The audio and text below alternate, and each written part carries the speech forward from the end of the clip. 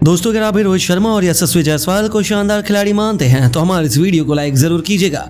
दोस्तों यशस्वी जायसवाल और सरफराज खान ने पहले अपने लाजवाब प्रदर्शन से टीम इंडिया को जीत दिलाई, फिर कप्तान रोहित के पैरों में गिरकर जिस महानता का प्रदर्शन किया उसने करोड़ों क्रिकेट प्रेमियों को उन्हें सलाम करने पर मजबूर कर दिया। तो आखिर क्यों इन दोनों युवा सितारों ने ले लिया अपनी गुरु रोहित का आशीर्वाद? आखिर क्यों उन्होंने अपने अवार्ड रोहित के कदमों में समर्पित कर दिए? ऐसा क्या किया रोहित ने यह खूबसूरत नजारा देखकर जिनके बीच हुआ यह लम्हा इस वक्त करोड़ों लोगों के लिए प्रेरणा की मिसाल साबित हुआ है? उसका पूरा वीडियो हम आपको दिखाएंगे, लेकिन उससे पहले आपको क्या लगता है रोहित, सरफराज और यशस्वी में कौन सबसे बेहतरीन बल्लेबाज है? अपनी राय हमें नीचे कमेंट करके जरूर बताइए। दोस्तों एक बार फिर टूटा है घमंडी इंग्लैंड का गुरूर। राजकोट के सौराष्ट्र क्रिकेट स्टेडियम में एक ऐसा कांटे का टेस्ट मैच देखने को मिला जिसे 4 दिनों में ही टीम इंडिया ने खत्म कर दिया। वह भी उस दरमियान जब ऐसा लग रहा था कि यह मैच तो ड्रा ही हो जाएगा और फिर इंग्लैंड उसे अपना नाम कर लेती, और यह सब संभव हो पाया यशस्वी जायसवाल के दोहरे शतक के साथ साथ गिल सरफराज की तूफानी बैटिंग, भारत के स्पिन गेंदबाजों के जलवे के कारण। लेकिन टीम इंडिया की ऐतिहासिक जीत के बाद यशस्वी जायसवाल, सरफराज खान ने कप्तान रोहित के सम्मान में कुछ ऐसा कर दिखाया कि लम्हा भारत की जीत से भी अधिक वायरल हुआ। जी हाँ दोस्तों, यह टेस्ट मैच बेहद ऐतिहासिक साबित हुआ, वह भी खास तौर पर भारत के युवा खिलाड़ियों के लिए, जहां एक तरफ यशस्वी जायसवाल ने सफेद जर्सी में टेस्ट को T20 बनाते हुए 214 रनों की रिकॉर्ड तोड़ पारी खेली, जिसे उन्होंने 14 चौकों 12 खौफनाक छक्कों से सजाया, तो उनका बखूबी साथ निभाते हुए गिल ने 91, सरफराज खान ने भी तूफानी 68 रन बनाए। उसके दम पर इंग्लैंड को चौथी पारी में 557 रनों का लक्ष्य हासिल हुआ, जिसे चेस करना अंग्रेजों की बस की बात बिल्कुल भी नहीं थी। रविंद्र जडेजा के एक साथ 5 विकेटों की बदौलत टीम इंडिया ने पूरी की पूरी इंग्लैंड को केवल 122 रनों पर ऑल आउट कर दिया। 334 रनों से इतिहास की सबसे बड़ी जीत हासिल कर पूरी दुनिया को हैरान कर दिया। इसके बाद हर कोई टीम इंडिया के टैलेंट का मुरीद हो गया। आखिर वो भी क्यों ना, युवा सितारों के दम पर ही भारत इतनी बड़ी जीत हासिल कर पाया। इसके बाद तो जीत का जश्न देखने लायक था। कई खिलाड़ियों को उनके लाजवाब प्रदर्शन के लिए अवार्ड दिए गए। Jadeja man of the match बने तो यशस्वी ने 2 अवार्ड अपने नाम कर जीत का जोरदार जश्न मनाया। लेकिन इसी दरमियान कप्तान रोहित के पास यशस्वी जायसवाल और सरफराज खान जा पहुंचे और आते ही इन दोनों खिलाड़ियों ने अपने कप्तान के पैरों में गिरकर उनका आशीर्वाद दिया, अपनी उपलब्धि को रोहित शर्मा को समर्पित कर दिया। और यह खूबसूरत लम्हा देखकर खुद रोहित से लेकर वहां मौजूद हर कोई हैरान रह गया। यहाँ तक कि सरफराज खान की पत्नी से लेकर रोहित की पत्नी रितिका सचदेव हजारों फैंस यह लम्हा देखकर खुशी से फूले नहीं समा रहे थे। आखिर वो भी क्यों ना, इन दोनों शिष्यों ने रोहित शर्मा को अपना गुरु मानकर उनका आशीर्वाद मांगा और गुरु दक्षिणा में मिले अवार्ड को रोहित शर्मा के नाम करते हुए दिखा दिया कि आखिर भारतीय परंपरा क्यों इतनी महान है। यहाँ तक कि रोहित शर्मा खुद हैरान रह गया। इन्होंने तुरंत दोनों खिलाड़ियों को अपने कदमों में उठाया, बारी बारी गले लगाया और उनकी पीठ थपथपाते हुए उन्हें जमकर शाबाशी देते हुए उनकी खूब तारीफ कर डाली। रोहित इन दोनों से बेहद खुश थे, खासतौर पर सरफराज खान से। मुस्लिम होते हुए भी उन्होंने धर्म की सभी बाउंड्रीज को तोड़ते हुए रोहित के लिए जो प्यार दिखाया वह काबिल तारीफ था। उन्होंने साबित कर दिखाया कि खेल में धर्म मायने नहीं रखता और जो प्यार और रिस्पेक्ट होती है वह किसी भी रिलीजन में सबसे बड़ी होती है। उनकी इसी अदा पर हर कोई उन पर फिदा हो गया और हर तरफ यह मोमेंट आग की तरह वायरल हो गया। तो आखिर हो भी क्यों ना, इस खूबसूरत लम्हे ने महानता की मिसाल पेश की, गुरु शिष्य परंपरा को एक बार फिर जीवित कर दिया, जिसे करोड़ों फैंस ने खूब पसंद किया। लेकिन अब आपको क्या लगता है, रोहित, सरफराज और यशस्वी में कौन चौथे टेस्ट मैच में अपना शतक पूरा कर पाएगा? अपनी राय में नीचे कमेंट करके जरूर बताइए। दोस्तों भारत और इंग्लैंड की टीम के बीच में जब भी इस टेस्ट सीरीज की बात होगी ना, तो इतिहास में हमेशा रोहित शर्मा की कप्तानी और जायसवाल की बल्लेबाजी को 100% याद किया जाएगा, क्योंकि भारत ने सबसे बड़ी टेस्ट जीत इन्हीं के अंडर तो दर्ज की है। आपको बताएं दोस्तों कि 5 मैचों की टेस्ट सीरीज का तीसरा मुकाबला राजकोट के मैदान में खेला गया। इस मुकाबले की शुरुआत में ही हमारे कप्तान और जड्डू दोनों का शतक ना एक बयान दे चुका था कि जीतेंगे तो हम ही। ऊपर से सरफराज की दहाड़ती हुई पारी आई जो 50 रन से ज्यादा की थी, जिसके दम पर हम 445 पर पहुंच गए।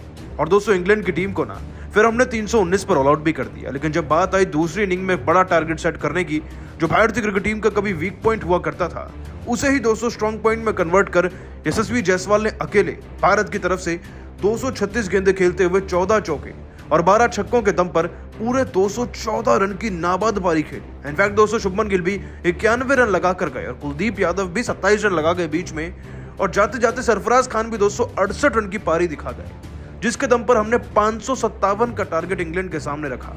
अब 557 तो भूल जाइए दोस्तों, इंग्लैंड की टीम की हालत इतनी ज्यादा पतली हो चुकी थी कि कोई भी खिलाड़ी 20 रन से ऊपर पहुंच ही नहीं पाया।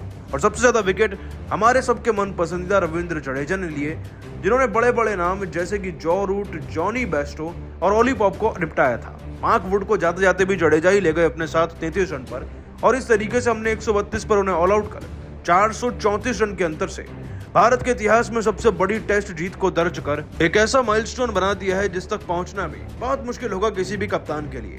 खैर दोस्तों, भारतीय क्रिकेट टीम की जीत को देखते हुए दुनिया के सबसे बड़े खिलाड़ी भी बोल पड़े हैं।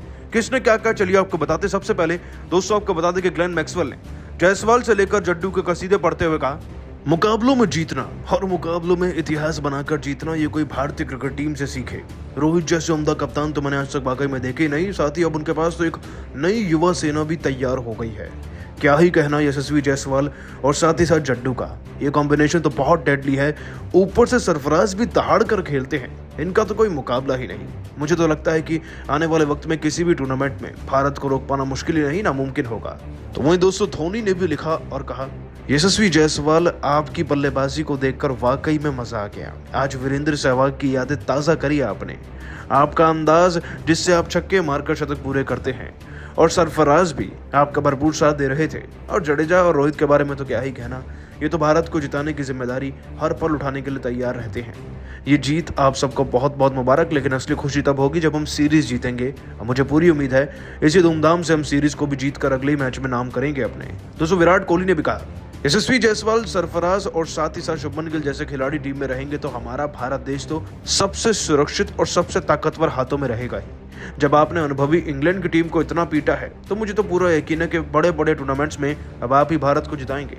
बहुत बहुत मुबारक हो ये जीत रोहित भाई। इनफैक्ट दोस्तों खुद रोहित और डिविलियर्स ने भी कहा था कि यशस्वी जायसवाल एक एक्सेप्शनल टैलेंट है और सरफराज खान तो बोनस है हमारे लिए।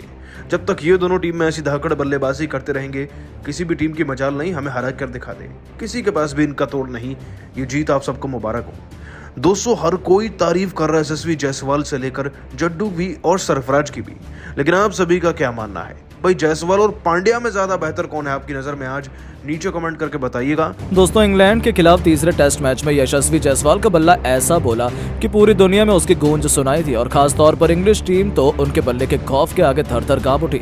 आखिर हो भी क्यों ना, इस खिलाड़ी ने अपने बल्ले से शतक नहीं बल्कि दोहरा शतक जड़कर वो करिश्मा कर दिखाया जैसा इतिहास में पहले कभी नहीं देखने को मिला। शायद इसलिए यशस्वी को इतना महान ओपनर बताया जा रहा है। लेकिन क्या आप जानते हैं कि यशस्वी जायसवाल 199 रनों पर ही आउट हो गए थे। उन्हें अपना दोहरा शतक बनाने का मौका कभी नहीं मिलता यदि सरफराज खान ने सही समय पर उनकी गलती को सुधारा नहीं होता। जी हां दोस्तों, यशस्वी जायसवाल और सरफराज खान ने अपनी विस्फोटक बल्लेबाजी से टीम इंडिया को 500 रनों के अधिक की लीड दिलवा दी थी। एक तरफ सरफराज खान शतक बनाने को देख रहे थे तो वहीं दूसरी तरफ यशस्वी 199 के स्कोर पर पहुंच चुके थे।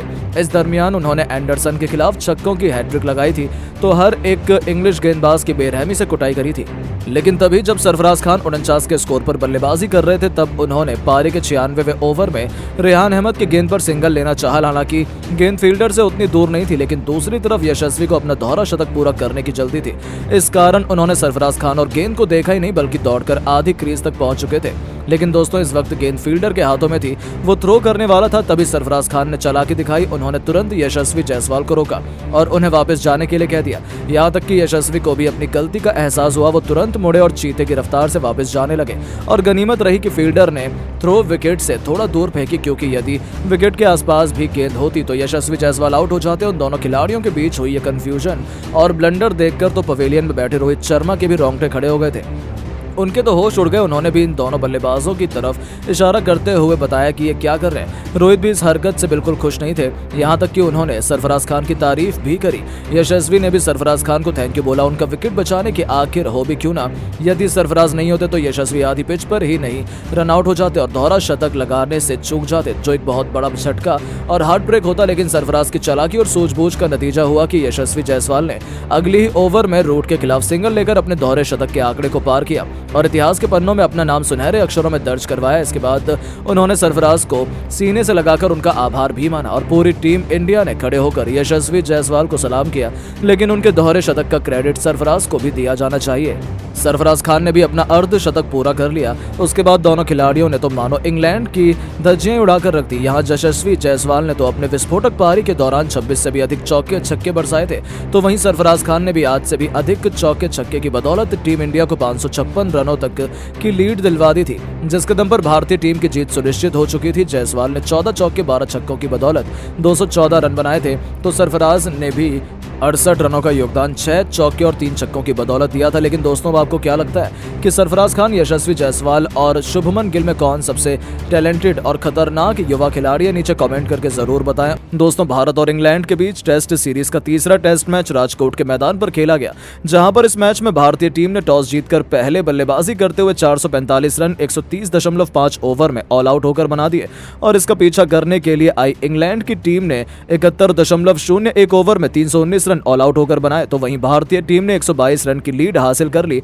और दूसरी पारी में बल्लेबाजी करते हुए 430 रन 4 विकेट के नुकसान पर 98 ओवर में बनाए और पारी को घोषित कर दिया, जिसके चलते लीड को 556 तक पहुंचा दिया और अब 557 रन का लक्ष्य इंग्लैंड की टीम को जीत के लिए दे दिया, जहां पर इंग्लैंड की टीम ने 39.4 ओवर में 122 रन ऑल आउट होकर बना दिए और इस मैच को 434 रन से अपने हाथ से दे दिया।